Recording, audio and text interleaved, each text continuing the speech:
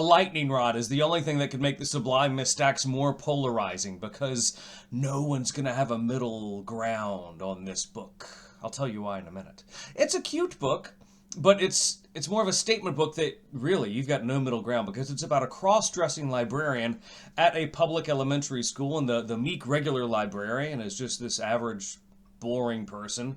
But all of a sudden, when this librarian cuts out for a minute, Ms Stacks comes out, and she's all engaging with the kids. She reads stories with voices, and she's a super storytime person with crafts, and she knocks it out of the park. And then she invites her two other friends out of the closet.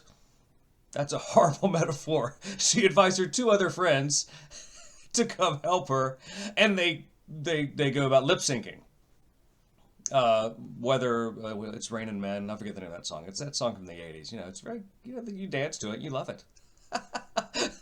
It's cute. But you see, no one's going to have a middle ground on this. Nobody. And I spoke with a couple librarians at elementary schools, and it's neat because there was a clear divide. The older librarians were like, no way would this book get in our stacks. The younger librarians, they were a little more mixed. They were like, you know what, it might get here. Here's the consensus, though. Both librarians that I spoke with, they were like, if this were in our library, some parents would freak out, and we would have a very bad day. So it probably wouldn't get in our stacks. So who's the book for? If you live in the coasts, you know, New York City, California, yeah, you probably saw this, because this topic is still making news. And some people are going to think that this book hasn't come out soon enough, and some people would say, why is this book out ever? As a book, though, it's just okay. There's nothing really special about it. It's going to preach to the choir, regardless of which side of the choir you are on.